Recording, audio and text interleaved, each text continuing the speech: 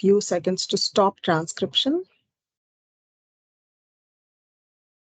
Okay, good.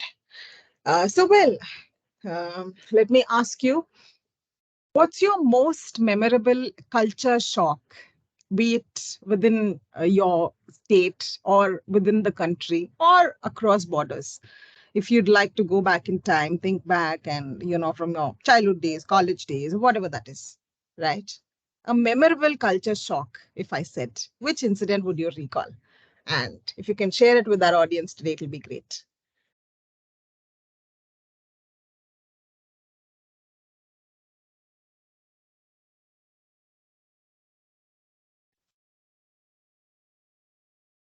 Madhuri, which instance? Okay, Megha, let me repeat. Culture shock. It could be surprise, embarrassment, fun incident, or a serious incident. Anything is fine. Your first or, most memorable culture shock, I would say. It could be within the country or outside the country. Yes, Srini, go ahead. Madhuri, I just want to say a few words, but I'm not quite sure it will be a shock to the people here. But Okay. I want to express that, right? So in the countryside of my state, right, um, during the celebration, especially the temple celebration time, they walk on top of the firewoods. Ah, That was a shock yes, to me first time when I watched it.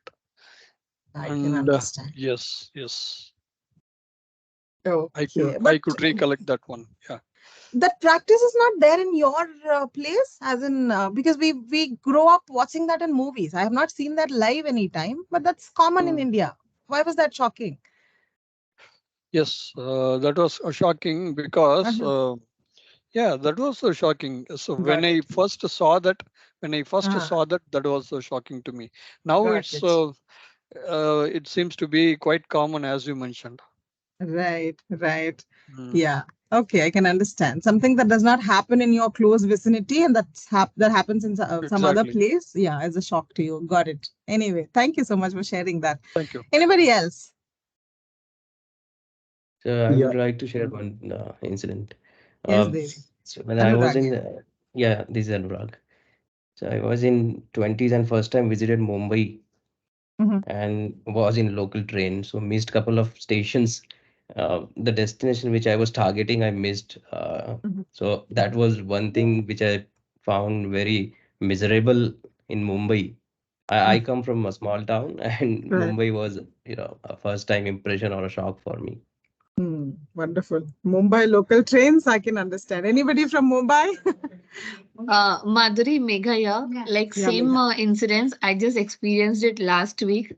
And the moment Anurag mentioned, I was just trying to understand the situation. I was supposed to get down at Paradise, and then I stay in Hyderabad. I was Okay. supposed to get down at Paradise, and I went 2, 3 stations ahead. I didn't realize I was talking to a friend over the phone, and I didn't realize, and it was so embarrassing. And I was like, where did I reach? And then all the way I have to just get down Uh, randomly on the station, figure mm, out where I am, how many stations I have gone by, and then I just, crossed the metro station and then just came back to the station which I wanted to go.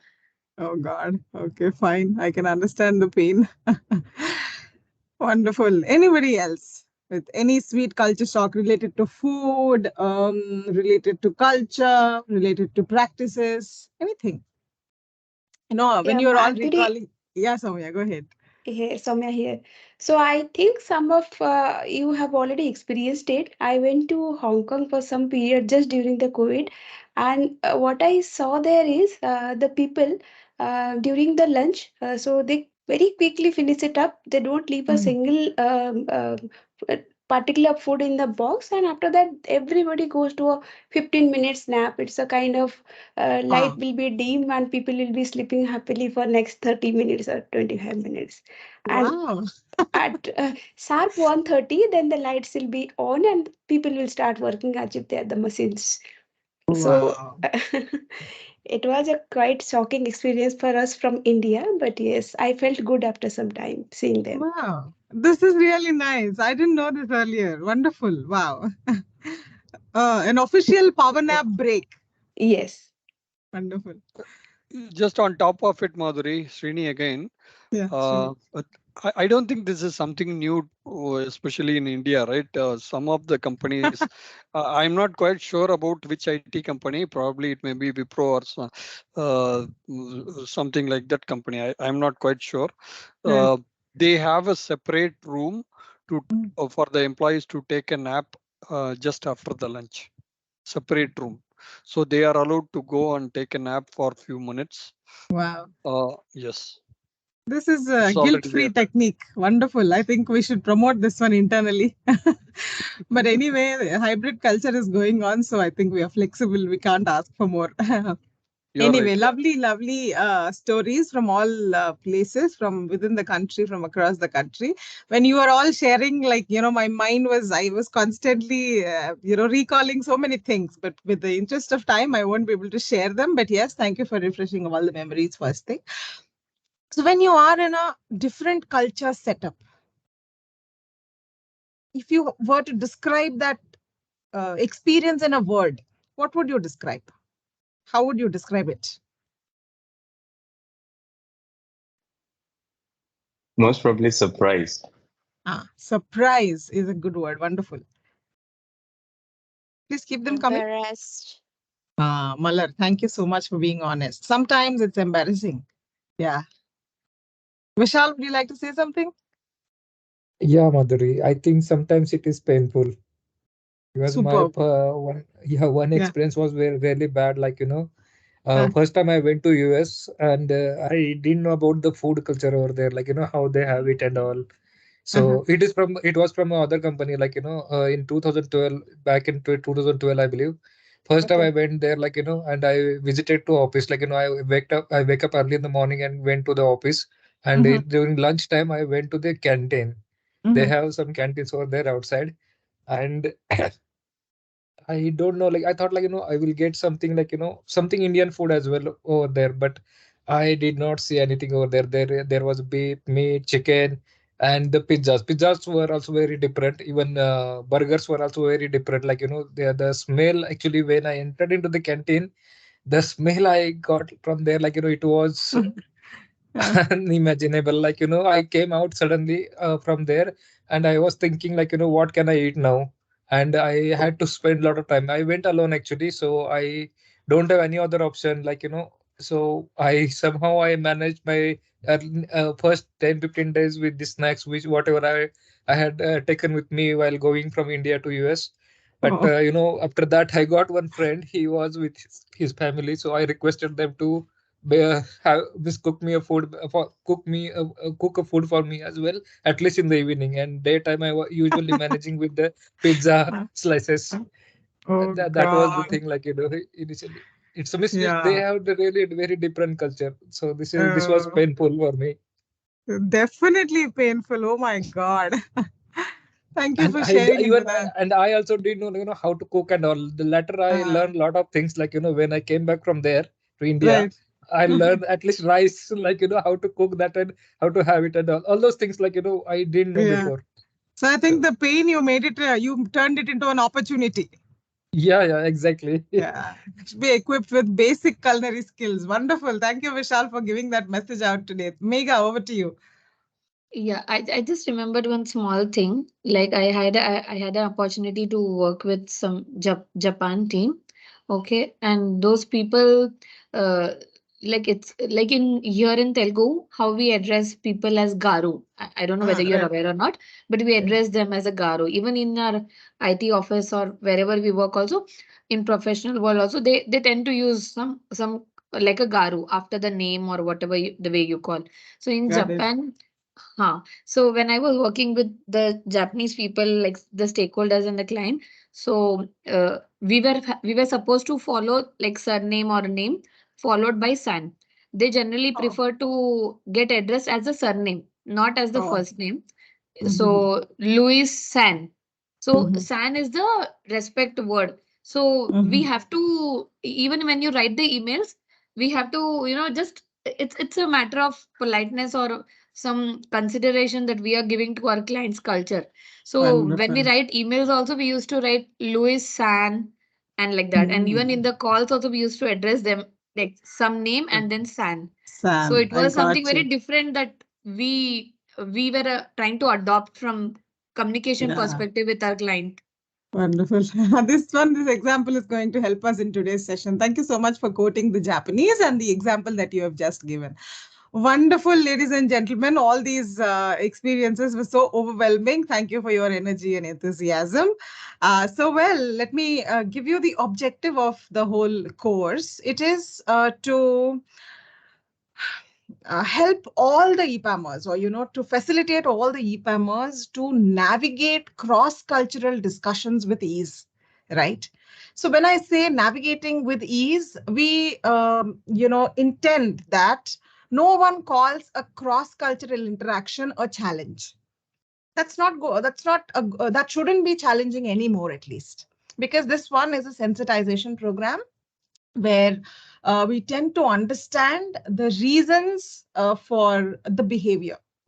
When I say behavior, not social behavior or anything else, because of the interest of time and the scope of the program, we're going to look at certain areas. Why do people from this country or from this culture behave like this? When they behave like this, what do they actually mean? And when we have that awareness, I think we will stop looking at them, or we will stop putting people in poor light, right? And that is going to help us have some empathy for them. And when we understand how to deal with people who behave this particular way, I think we will definitely imitate the expected behavior.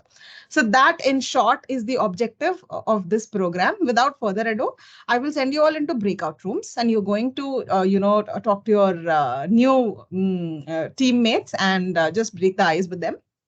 And you will come up with, just the way you spoke culture shock now, you will now strictly look at the cross-cultural stakeholders. When I say stakeholders, it could be your own team from other country, or somebody from other function. You work with a lot of other functions also, right? You collaborate.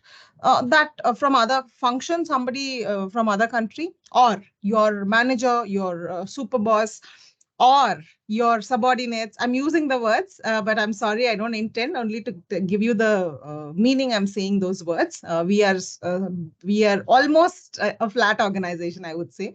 I'm not promoting the idea of flat organization, but yes, it's good for a lot of reasons. Well, that said, it could be your subordinates, your bosses, super bosses, or the clients. With all of these, the only criteria is they should be from other culture, from other country, right? What are the top 3 challenges you face when you work with people from other countries? When I say people, all of these people, right? That is what you're going to discuss in the breakout room and come back in about 9 minutes. If you have any queries at this point, I will be happy to address them. All good.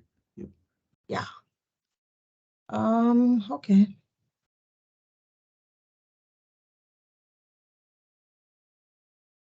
That is good.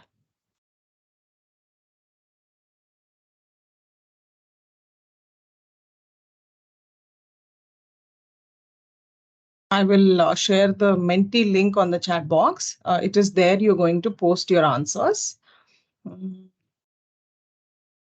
Yes. Yes. Opening the rooms in 3 seconds. I just hope there are no questions, but if there are any, please drop them on the main chat box and I'll address them.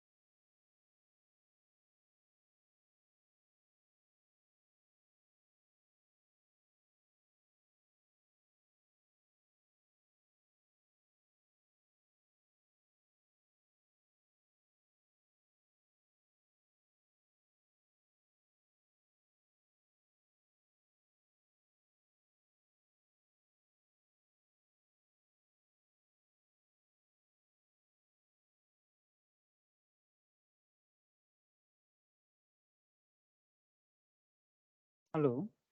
Yeah, Rishi, were you not able to join the breakout room? Sorry, I joined somewhat late actually today. Okay, no worries. I'll send you there. Give me a minute. And I'm also sending the rest of the participants.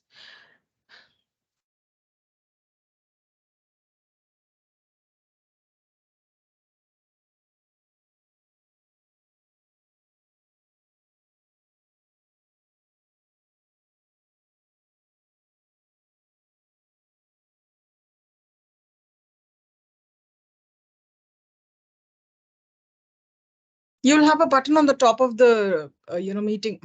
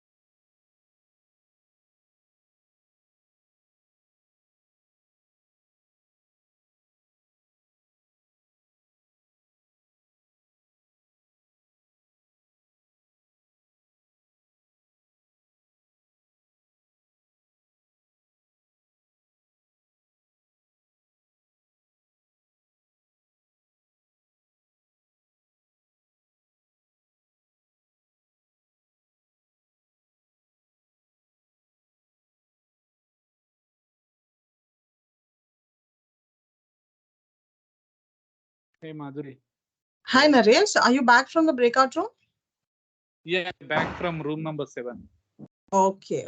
I think we should wait for the rest of them to come back. Meanwhile, we can just check the answers here. I think everybody's coming back. Yeah. Okay, so this is the screen. I'm checking the answers.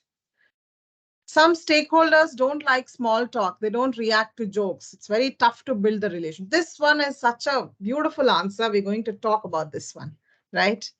Anybody else who faces the same?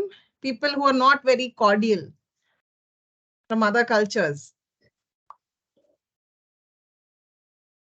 I think Okay. out of Yeah. out of like 100% people, 30% of people are like that, and you'll see them everywhere.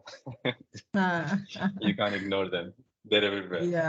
Yeah. But I think there are reasons why they don't indulge in small talk or in talk other than business. Yeah, there are reasons. We're going to explore some of them today.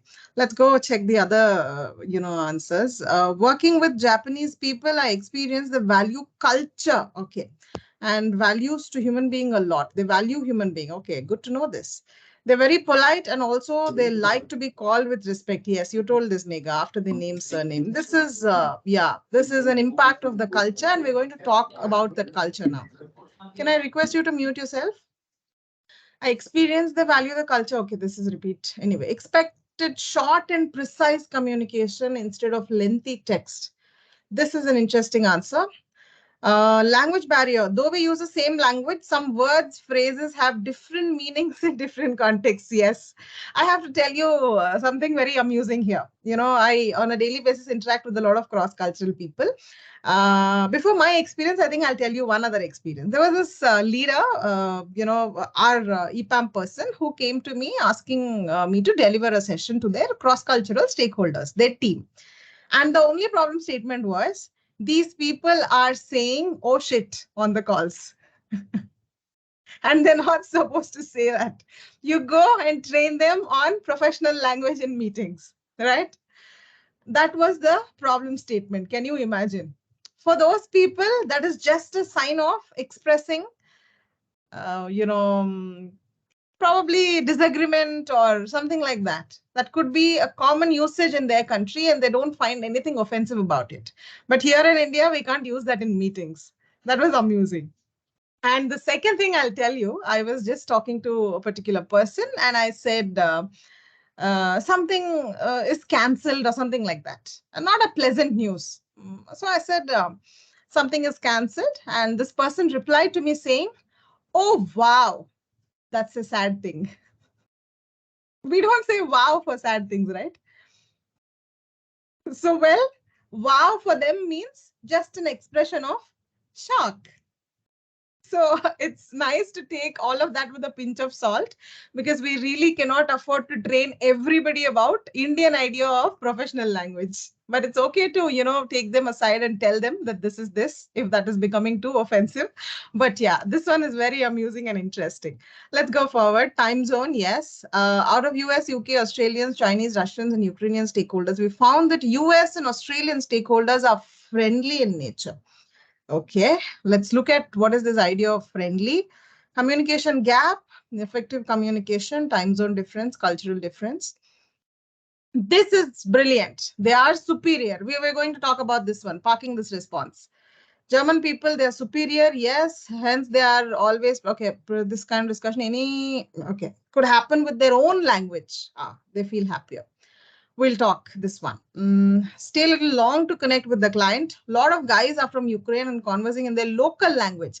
I think this one, you should take it up. You should politely tell them, we request that the language of this meeting be English in the convenience, for the convenience of all the people. I think we should stand up for this one. This is not something that we can, allow or we can be patient with. What do you say? What's your thought? Yeah. Yeah. So, well, we're not able to implement new technology process in the client side.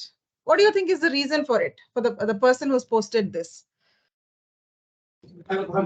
Might be actually they are not adapt, like they are following a old technology. Whenever we are conversing with them, like they are not understanding this is like as a standard it is good, but they are stick, like might be a budget concern or something. They stick to the old processor technology itself. Right, Kanan, I got that. You know, they're so particular about sticking to whatever has been existing, and they're not interested in experimenting, is what you're saying.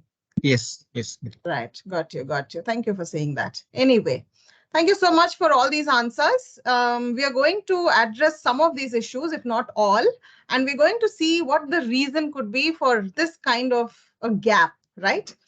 So please tell us which countries or cultures you're working with. This is an individual activity. You all can just enter the names, and the link is the same link that you used for submitting. And Menti is an anonymous platform. Nobody will ever know who's using the tool. So you can just be authentic. Which countries are you working with currently? And you can probably add the names of the countries which you have worked with in the past. That is also fine. If you have a working experience with this culture, you can put it here. US, yes. Spain, Ukraine. Keep them coming. Poland, Belarus, Mexico, yes. Lithuania, London, Canada, US. India, wow. Indians and Indians are a deadly combination. Don't you want to agree with me? That is the reason why I mentioned India. Absolutely, absolutely. We're going to see that direction also. Indians versus Indians. Europe, Russia, Colombia. Yes, is that it? Okay. What's this URK? Please educate me. Ukraine. Ukraine. Oh, is it the shortcut for Ukraine? Thank you for saying that. Okay. Georgia, Japan, China.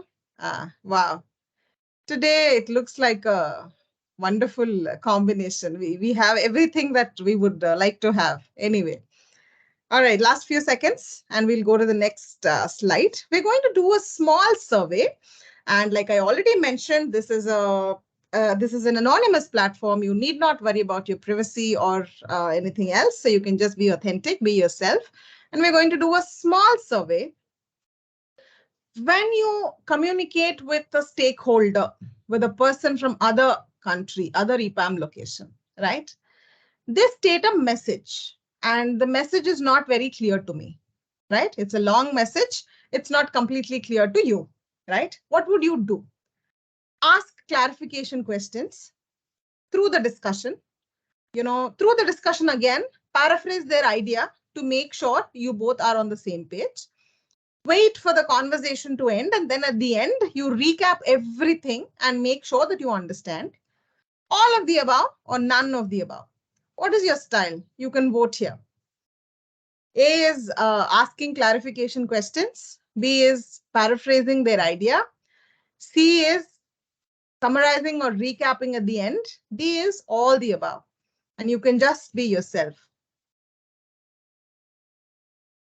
Okay. Last Just few one seconds. Point.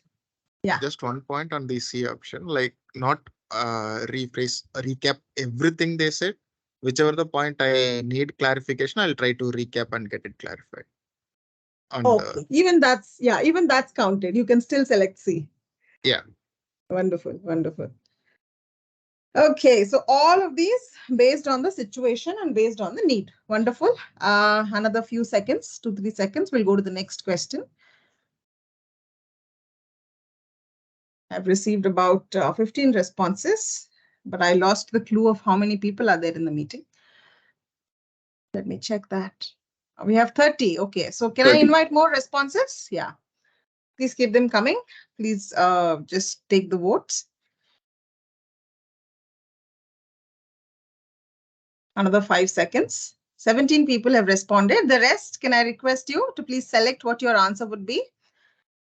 When a long message stated by an international stakeholder is not clear to you, what would you do? Ask questions, paraphrase, recap, all the above, none of the above. Here there is a catch. I'm going to say that in a little while. We'll go forward to the next question. I've received about how many responses here? 20 responses, and you can see the number of responses in the bottom right corner. But names will not be revealed. So that's completely private. Nobody will know. So, okay, going to the next question. When you answer a question, somebody, an international person, an international stakeholder of yours, asks you a question, right? Now, I know you will ask me a question. What is the situation? Without the context, how can we give you an answer? The context here is very simple. Business situations are never 100% clear, right? There's a certain level of uncertainty, a communication gap. You wait for people to, give you some information. You have some technical problems, all of that. That's a, general business situation. So in such a situation, right, when, everything is not really very rosy and clear, you get a question, and what would you do? You give a specific answer, you give a vague answer, a rough answer, and then the option C is you tell the story first, the background, your efforts, all of that you tell them, and then at the end, you give them a specific answer. Or the last option D is you first give them the specific answer, and then you give the details. What is your style? Specific answer, vague answer, background followed by the answer, answer followed by the background. What's your style? Please keep the votes coming. I've received 12 here. Yes. 13. 16. Yes. Yes. 17, 18. Keep them coming. Another 5 seconds.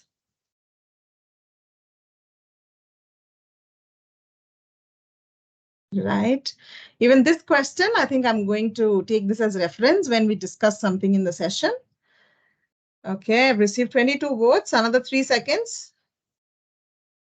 Please tell us, what do? You can draw a reference from the most recent conversations you would have had in your daily business lives. Let's go forward to the next question. Another 2 seconds. I've received about 23 votes. Okay.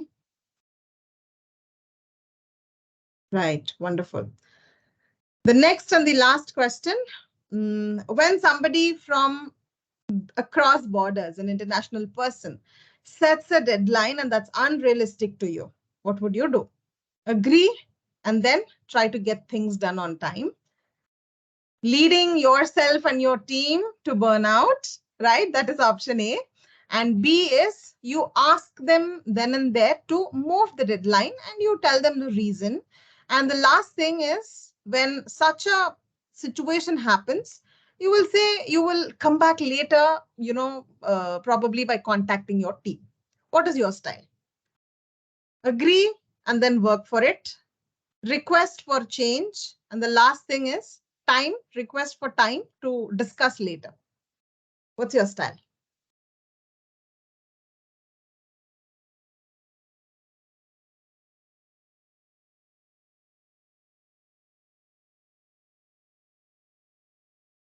I want to really thoroughly clap for the person who selected A. Wow. I'm so glad. I'm so glad. This is one of the very few sessions where people are actually selecting A. Right? Self-awareness, I think, is the first thing that is required for change to happen. Thank you so much for selecting A. Even if I clarified that this is anonymous, people don't say A. I'm not saying, people just generally agree, but then there are people who agree. And then I'll tell you the whole history later. I'll reveal the actual shocking news to all of you later. Let the suspense prevail. Well, waiting for the votes, I've received about 26. Okay, good to go. And the 2 seconds. Let's come back to these survey questions later. Thank you for your answers. So yes, we are in module 1. This is a 3-module program where we're going to discuss communication in different cultures, right? And how to express or how to present your answer. And the last one will be, how do you disagree with dignity? All of these are the 3 modules. And today we are in the first module. We are going to see 3 dimensions of cultural differences. One is communication, and the other one is persuasion, and the third one is disagreeing. Right? I don't think I'll be able to cover all 3 today, because that's going to be a really interactive kind of a discussion. So it's going to take time. Let's cover as much as we can. But before beginning this, I would like to actually express sincere gratitude and thanks to 2 people. One is Erin Meyer, who is the author of this book called Culture Map, right? I will definitely recommend all of us who work in a cross-cultural environment to read this book. There are beautiful insights about, how people behave differently in different countries and what is the reason. And if you want to effectively work with them, what do you exactly do? How do you facilitate their well-being and thereby leverage your well-being? As a result, all of us travel towards objectives in a productive way. That is exactly what the book tells us. It talks about cultural differences and the reasons. And the next person that I'd like to thank is a person who has done extensive research on a subject called proxemics. And if you know what the meaning of proxemics is, it's a study which talks about how behavior depends upon the number of people living in an area, meaning population density, right? Population density affects people's behavior. And that study is called proxemics. Anybody, you feel surprised? Have you ever thought a population density would influence behavior? Definitely. Wonderful. When I first saw this one, I was so surprised, I would say rather shocked. Anybody else? I believe I wouldn't say it like another surprising element to me. Okay. Living in a dense country, dense populated country, I have seen this thing happening like all the time. Right. I'm really surprised to see some other results in a populated densely dense country, but I've never been to one, so looking forward to it.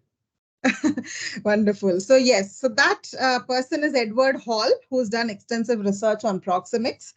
These are the 2 people who helped us actually not directly through their work, have helped me in curating content. And the person who created the program is Helena Koshnerevich.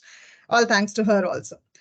Wonderful. So let's get into the situation already. Look at this one.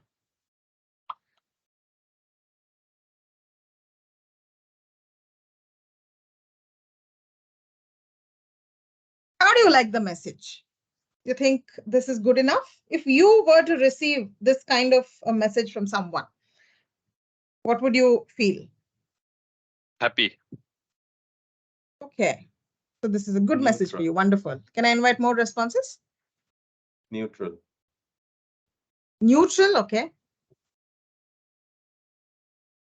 Any comments about this message? If you think this should have been different, how do you think it should have been a little different? I think it's a change. Subjective. Yeah. There is a change as per previous plan. So they are trying to prepone it, but it's a one-sided one. So maybe it needs dual thinking. See, if I go on this, the long holidays they take is mostly in December, last December. So at that time, I guess only India is the country which is working, all of them in the festive mood.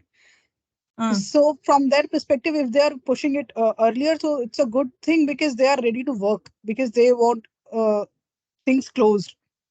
Else only we will be working on it if they will go on holidays. That is also one perspective we can, look at. Right. You're looking for the opportunity in the crisis situation anyway. So, well, let's see what this person has to say. I'm going to refer to these people as person A and person B, and I'm not going to use any names or countries for them. Now you all must change sides. you have to think like A. Now I said, first I said think like B and say how you would feel. And you said your opinions. Now you are A, right? When this lady says, it'll be very difficult, but we'll do our best. If somebody says that, what would you infer? I'll be worried, and then I will ask, what is the difficult points? Maybe we can help in resolving that. Okay. You said you will be worried. Beautiful answer. I'm going to park this. This lady is saying we'll do our best. Why are you worried?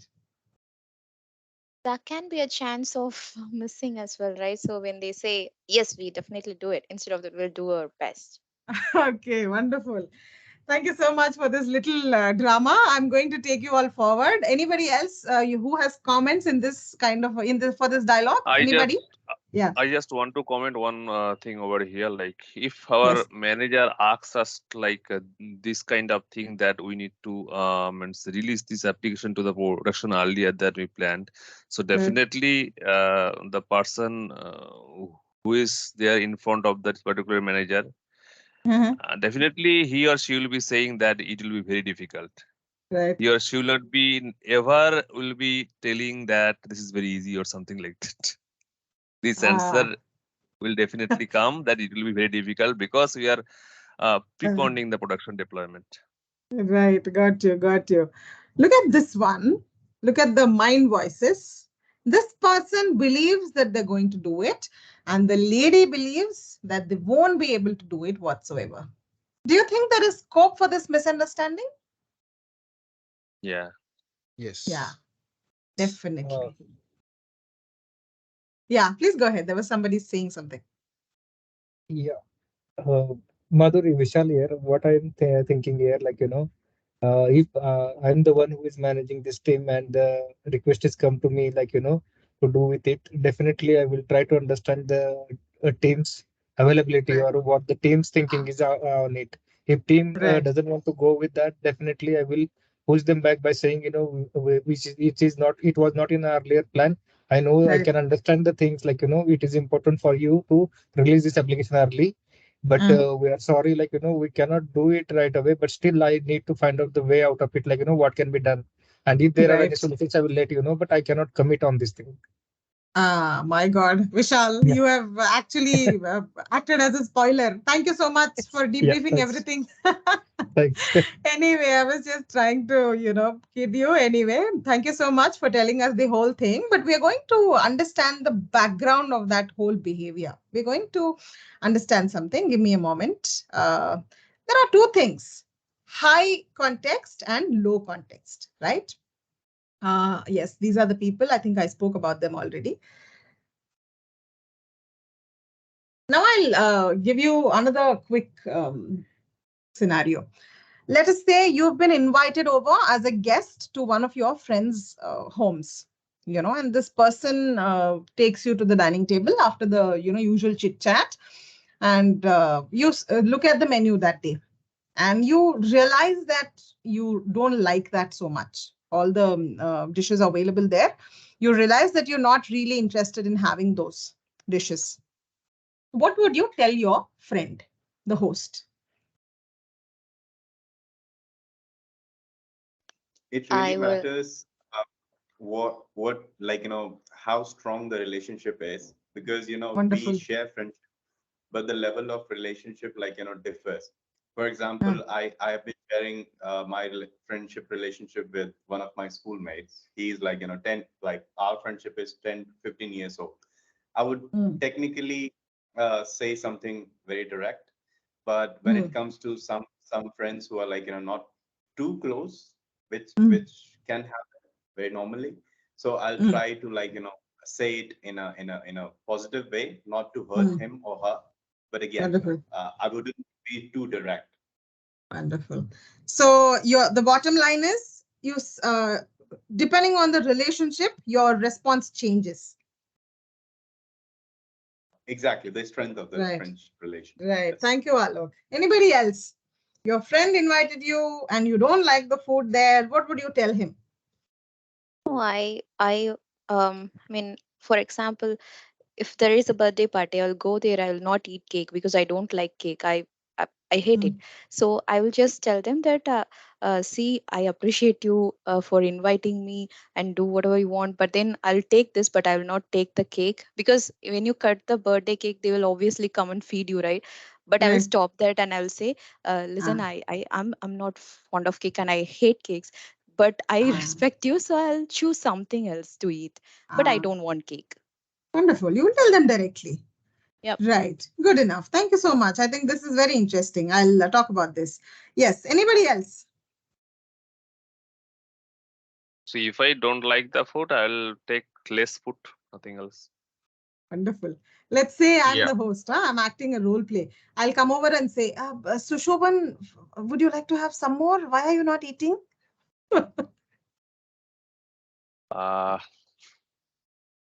Because the doctor asked me not to eat much. Wonderful. You will bluff. You will tell a lie. Wonderful. Thank you so much. I wanted this response. Yes. Anybody else? Yeah, I think maybe the fear of how the other person will take our feedback. This also, I think, sometimes happens. Right. You may not give a direct response, right? Yeah. Because you don't want the opposite person to get hurt or offended, because you are a guest there, and however close the host is, you will still have to treat them with respect. And so you will give an indirect answer. Arun, am I right? Yeah. Right. Correct. Anybody else with any creative responses?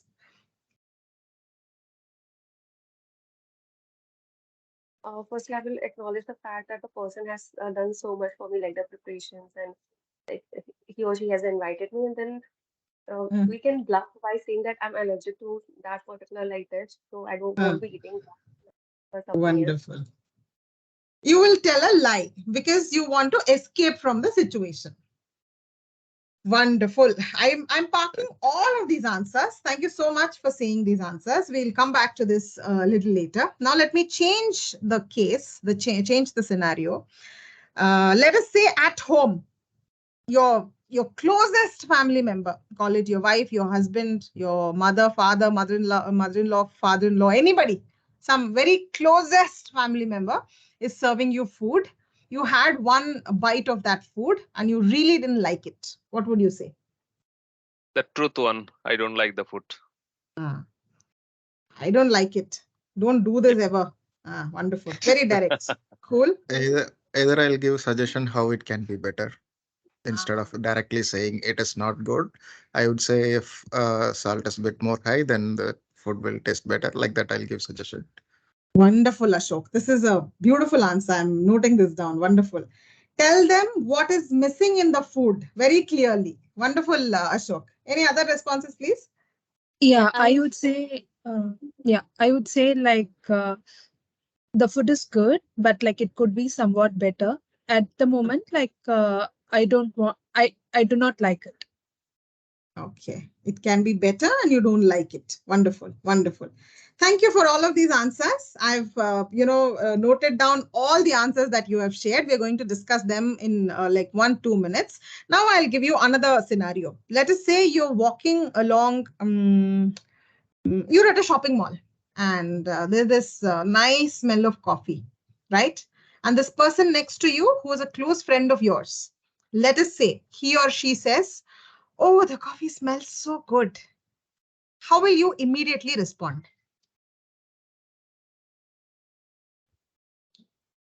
For sure, I'll get excited because there is a match of thoughts there, and I Okay. will say the same thing. I got excited. I was excited. I was just thinking whether we should go to the coffee or not. Based You upon will, your mood. wonderful. You will check whether they'd like to have coffee, right? Hey, Yeah, would you like to have I'm coffee? not. Let's go.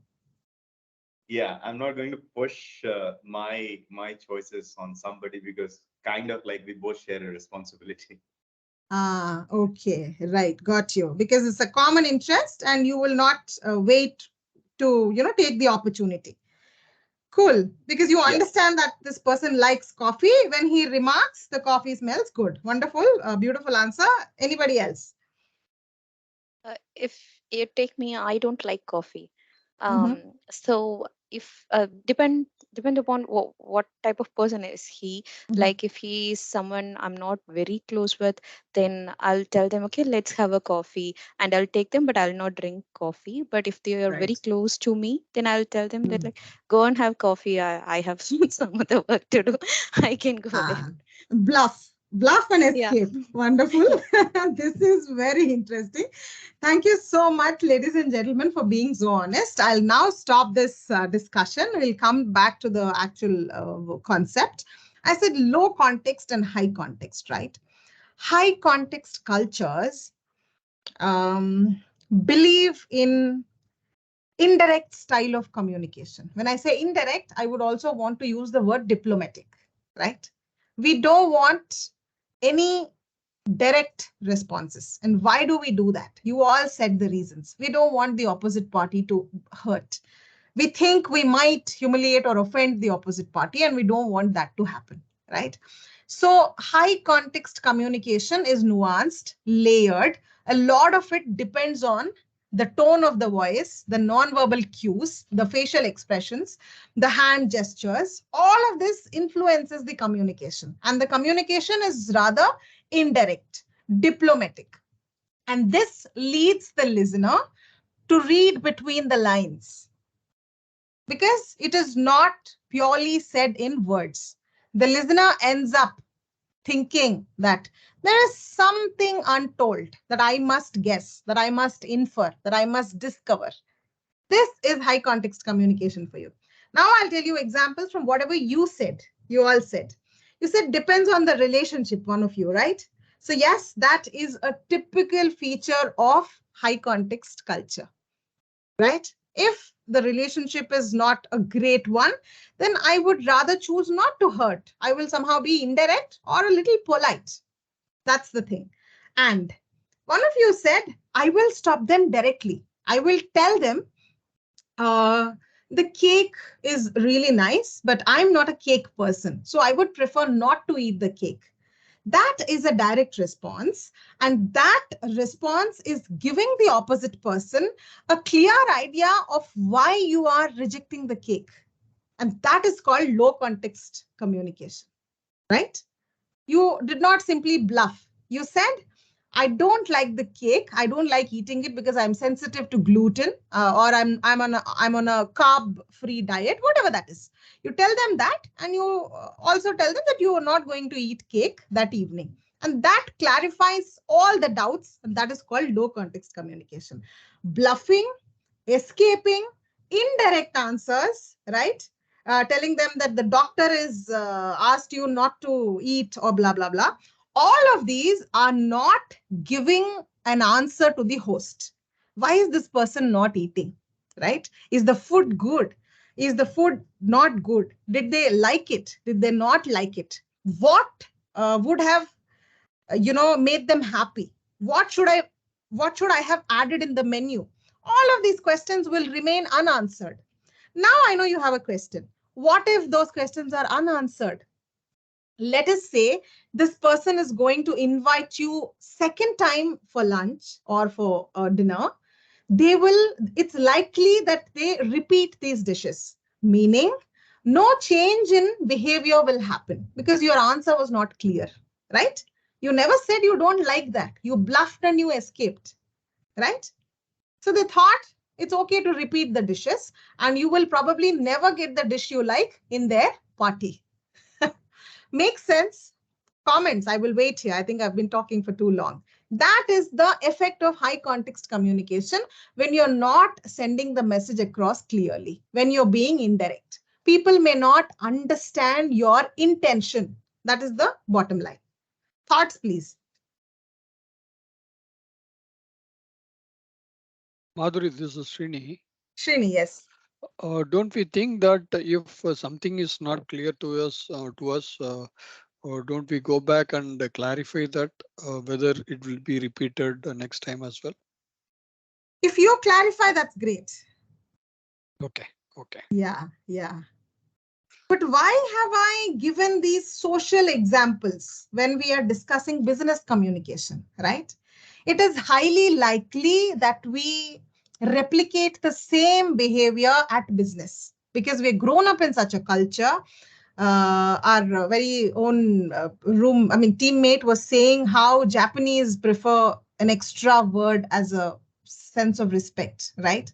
All of that is social behavior for them, and they carry that to business. And when people from other cultures come there and they're not really aware of it, and when they don't use that extra tail after every name, they feel offended. And this also is a sign of high context culture, right? So that's the reason I was giving you social examples. Now let's move to low context communication. I spoke about coffee example, right? Let us say you are going with a low context person, right? And you said the coffee smells nice. An average response from an average low context person would be, oh, is it? That's it. It is highly likely that he may not infer that you are hinting him that you would like to have a coffee. He won't be able to understand it because low context people clearly need a verbal message. Hey, listen, the coffee smells really good. I would like to have a cup of coffee. Would you like to join me? This is the message for low context people. That is what they will understand. If a low context person has to ask you for coffee, he will also ask you the same style. Hey, the coffee smells nice. I really like, I would like to have a cup of coffee and I would like you to join me. What would you say? This is low context communication for you. If you simply say the coffee is nice, and if you wait or expect low context person to infer the meaning, you will be disappointed, right? That is low context versus high context communication. Questions and thoughts, please. How to identify a person who is low context or high context? Wonderful. We'll do that. We'll see that. Yeah. And I have a follow-up question on that, Madhuri. Yes. So does one person will always possess that either one of these two cultures or both? That's my follow-up question. A great question. I would say, for example, you are from a high context upbringing or a high context culture country. It is likely that you are a low context person because of your exposure. That's the first thing, right? Not every person belonging to a high context culture is a low context person. And it is also highly possible that you behave high context in so many situations, but you suddenly become a low context person in a specific situation. There is possibility. Okay, yeah, got it. Yeah. Due to the learnings, yeah. Absolutely. Learnings and also maybe the situation. You know, for example, you are talking to all high context people and you don't want all the limelight upon you by being low context. So you convince yourself and you be high context. But let us say you're rather a low context person. And in a situation where low context kind of a communication is understood, you will be free. You will behave low context. So that is how I think people change. And that's possible. Not very, highly unlikely. It is quite likely. Let's go forward. Yeah, I think this is what I've spoken. You can just take a look at this one. There is a small error on the slide. If you can catch it, if you can spot it. I said low context is in the words only. High context is affected by situation. Yes, we need to read between the lines. No interpretation is necessary. And in high context communication, the listener is left to make interpretations, inferences. And the last point had to be reverse. Yeah, right. Yeah, thank you. It is necessary to recap or summarize when high context kind of communication is happening to make sure all of us understand and are on the same page. Whereas in low context, because everything is put in words, the need for recapping or summarizing can be easily eliminated. So now is the time for us to tell where you belong and where the culture that you're working belongs to. Your culture, meaning you, your team, your closest working team, all of this, that's you. And the other culture is the other people that you're working with currently. Place them on the scale. The link is already there on the chat box.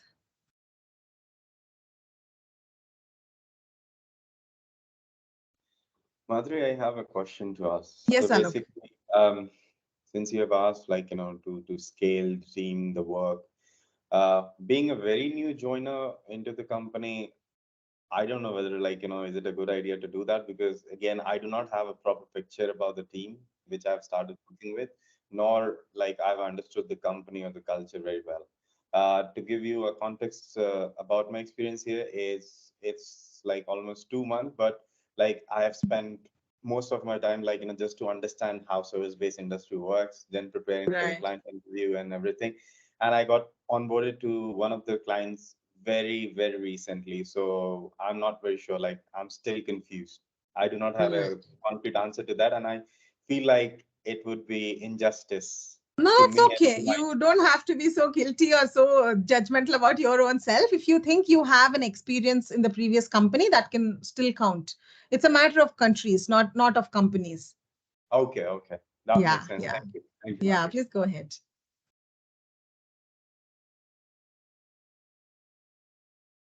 Wonderful, wonderful. Let me remind, this is an anonymous platform. Look back into your experiences, recollect, some of the business conversations, and put the spotlight on specific people that you would interact with on, let's say, a daily basis. And then I think you will be able to give answer here. Yeah, Indians are at 6.2 and all the other cultures combined is at 5.6. Few more seconds to do the voting. I have received about 18 votes, 19. The rest of you, please tell us. Few seconds. And we'll move to the next slide. And we're going to see what Culture Map says. I've taken the reference of this book, Culture Map, but this was released about a decade ago in 2014, or if I'm just getting the numbers right, it should be 2014-15, not later than that or sooner than that. So it's a 10-year-old research, and that research says this. Spot your countries here. If any of you has put India date, clap for yourself. And in 10 years, if any movement has been made, I wouldn't want to call it progress, because we are not looking high context cultures, as good or bad. Neither are we looking at low context cultures as good or bad. There are pros and cons for each of these, and we are not grading cultures here. We are only trying to connect the cultures because we are in the best interest of business results, right? So, well, if India has made any movement, it would have moved to 7 and not less than 7 is what I would say. Agree, disagree, thoughts?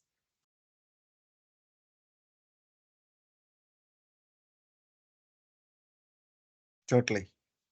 Okay. Yes.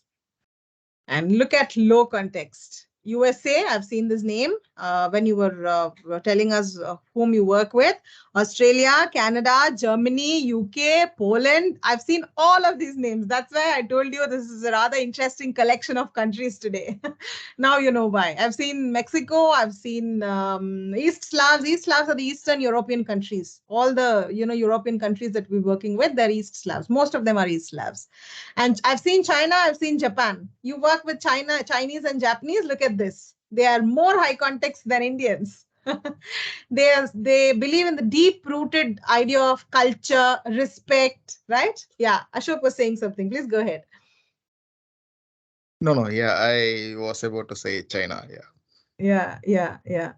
So this is what I was saying, right? The high context people believe in the idea of standing up.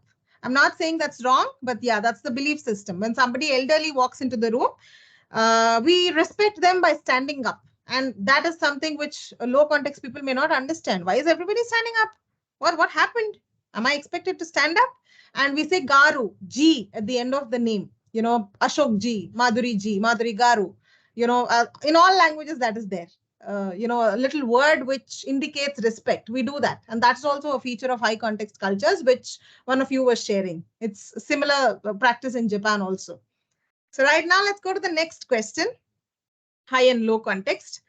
Now, tell us, where do you think is the greatest likelihood of misunderstanding? Where is the communication gap the widest? Between one low context and other low context, between a high context and low context. And last option C is between two high context people or two high context teams. Where do you think the communication gap is the widest? Okay, okay.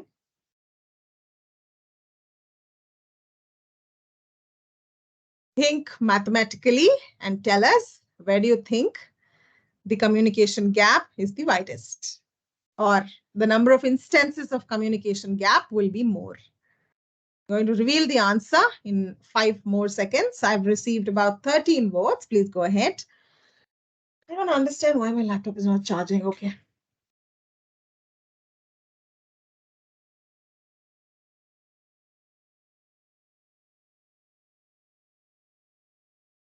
Keep the votes coming.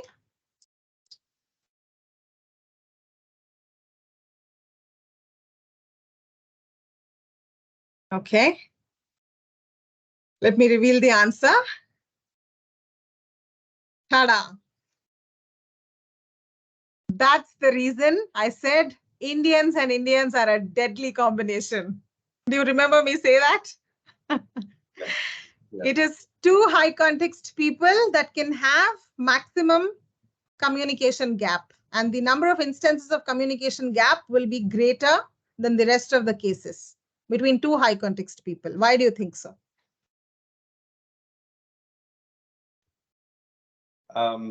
I believe, like, while talking to each other or giving the context or like discussing about a particular topic, they, while giving a lot of information, they somehow lose the track. Yeah. And then then there is no looking back. And then they figure out, like, we have moved to some other station, but we wanted to go to some other. Yes. Two high context people are trying to be diplomatic, making it difficult for both the parties to understand each other. We go home, we sit home and start doing interpretations of what this person might have meant. And it is likely, highly likely, that our interpretations can never be right. Agree, disagree? Agree. Agree. Yes. That is high context versus high context for you. And the next closest is high and low. If the low context person doesn't know how to extract information from high context people, then that's going to be a problem. And if the high context people doesn't, a high context person, let's say, doesn't really know how to present a message to a low context person. So yeah, we are gone. We are in soup. So now I'll take you back to the scale. Look at this. If you are working with any of these countries in both yellow circles, then I think you need to really work on understanding your cross-cultural awareness. And that is now called as CQ. All of us have heard IQ, intelligence quotient. And the next one, which is popular, is EQ. Any guesses? What is EQ? Emotional quotient. Wonderful. Emotional quotient. That's a number that denotes your emotional intelligence. Yes, emotional intelligence can be measured. You can read about that on the web. And the last one, most recently, that's been gaining a lot of importance is CQ. Take a guess. Communication. Okay. Remember the name of our training today? Cultural quotient. Yes, cultural quotient or culture quotient, which is a number that indicates the awareness, the cultural awareness that you have. And CQ is very, very important if you are working in a cross-cultural environment. The awareness, the understanding of other cultures is very important because you're supposed to navigate discussions seamlessly and produce best results. So yes, if you're working with any of these people in the yellow circles, high and high is a deadly combination. You will have great time working with them. Pun intended. So right, and then the next challenging combination will be us with any of the people from low context. So now there's a question. I remember Mallar's question, how do we spot? I'm going to answer that in a little while. But now, because we said we're working in a cross-cultural environment, what do you think is expected? Now we know all of this, but what can we really do about it? We will stay put. Or Would you like to move flexibly on this continuum, low and high, between low and high? Or you will simply jump to the other side, which means if you are in a high context kind of a setup, you will become high context. If you are in a low context setup, you will become low context. That is the third option. And the last one is, irrespective of the situation, irrespective of any other criterion, you will adopt low context behavior. What is your thought? We don't have a voting pad here, so you can give a verbal response. I have a question, Madhuri, here. What is the difference between second option and third? Okay, that's what. Third option is you jumping to the opposite side depending on the situation. Let us say now this group is a high context group. You will become high context. You will switch that button. Toing, high context. Let us say you go to another meeting where all of them are low context. Then you will switch your low context button. Toing, low context. That is third option for you. You shift sides like a chameleon. That's not bad shift. That's good shift rather. Is that your choice? That is third option. And second option is flexible, meaning it's your general adaptation. Now I think I'll be flexible. It's not a compulsion that you change. You're flexible. You're just wanting to be flexible. Okay. Yeah. I think third one is a little, extra for point 2. Yeah. Kind of like an aggressive choice. You have to make that. Right.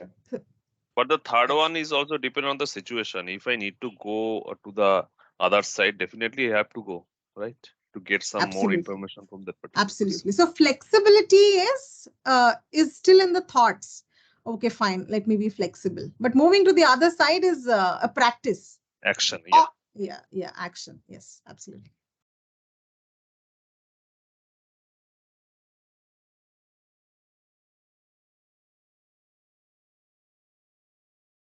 What do you think is required, possible, practical? Anybody?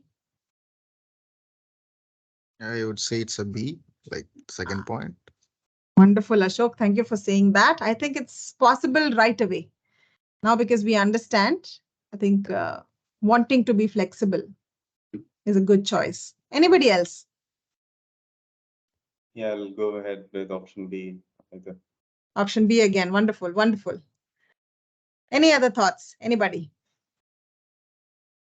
I think most of the Indian culture is like that, where we adapt to the situation. Wonderful. So that's the second one. Great to hear. Great to hear that. But the culture map says, if you are in a multicultural environment, it is best to have low context processes to facilitate everybody's convenience. This is what Erin Meyer says. But I think we can only begin with being flexible. We cannot become low context overnight. That's going to be a really tough exercise for all of us. I'm saying us because we're all Indians, and I always identify myself with the with our group. Facilitator has to ideally be neutral, but I somehow cannot do that. Anyway, so low context is ideal, is what Erin Meyer says. Any thoughts here? Yeah, if you try to be flexible, there might be a chance people might think they are imitating you, they are mocking you, or like it's might be misunderstood in a way that you are trying to imitate them. If you try to be flexible in the way of nature, what they do have. Right, you're right.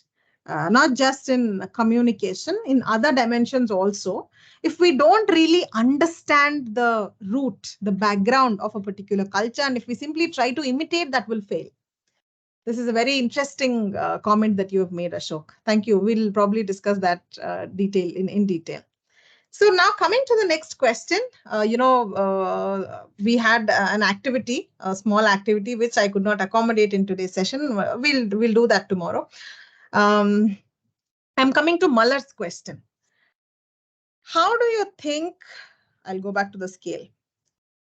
What adjectives do you think low context people will use to describe high context people?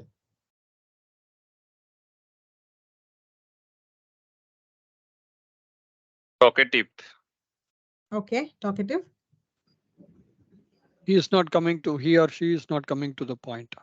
Awesome, Srini. Thank you. I wanted to hear that. Arey, come to the point, boss. That is the mind voice. Wonderful. I don't know whether it is similar to the talkative word, but I would say verbose. Yeah, verbose. Verbose. Yeah, I think they might feel ignorant. I mean, other person, high context people might be ignorant because they're asking too many questions. Right. I see the point there. I Anybody have else? Yeah. a Madhuri on Arun's remark. Yeah. Does it really considered as high context when a person is asking too many questions? I wouldn't like think like that, because I would really appreciate if some person is putting his best efforts possible just to understand, try to give it better. I don't think so. That's Yeah, but that is just a thought, Alok. So it again depends on person to person. So yeah.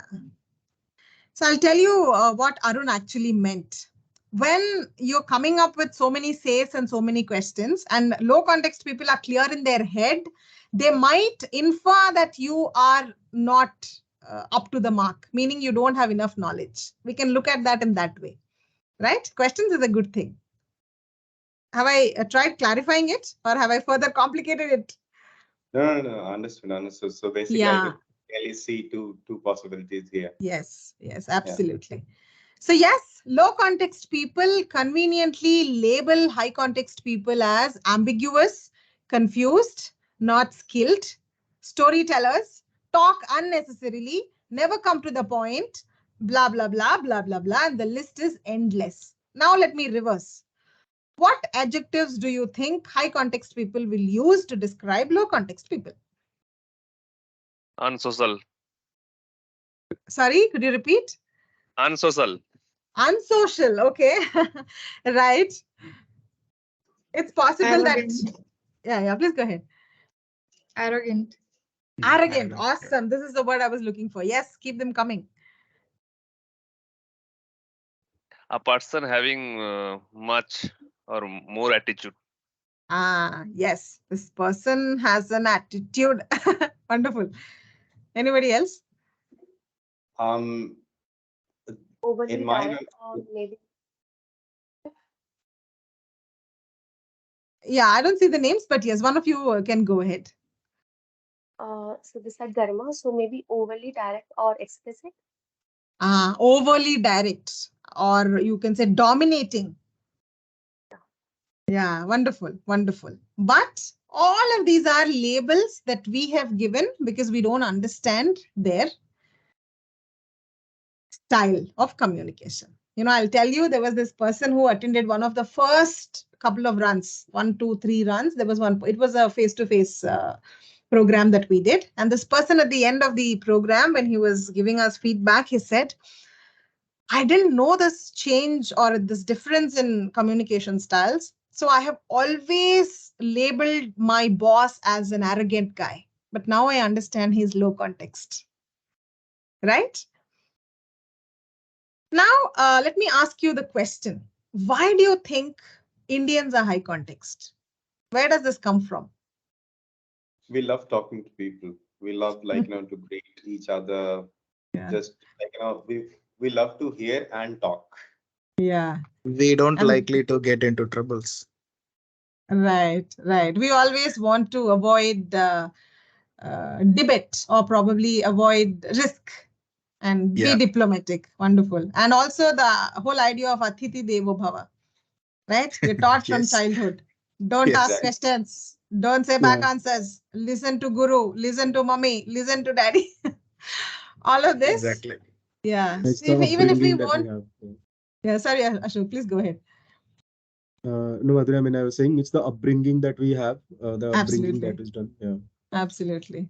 Even if we have to violate that whole idea of being submissive, we violate that in a very polite manner. And that makes us high context, right? The value for culture, the value for the upbringing, the value for elderly, the value for the guests. And now I have a question. These people that we are working with, are they our guests? be it client, your team, your cross-functional colleagues, or your bosses, super bosses, everybody, are they your guests? No. No. Thank you, Devi, for saying that. What is the word we would actually want to use to describe them? Partners. Okay, partner is a good word. Any Colleagues, other word? Wonderful. Stakeholder is the word. They're stakeholders, right? If you want to respect them, yes, respect them. You want to listen to them first, listen to them. But undue advantage in the name of high context, I think we need to curb that. We need to understand, right? There is a lot more discussion remaining for tomorrow. We will probably look at how to minimize the misunderstanding between low and high context cultures. We can begin at that point and we can go forward to check the differences between styles of persuasion and the styles of disagreement. Both of that will happen tomorrow. But for now, I will ask you questions. Any questions you think are unanswered today?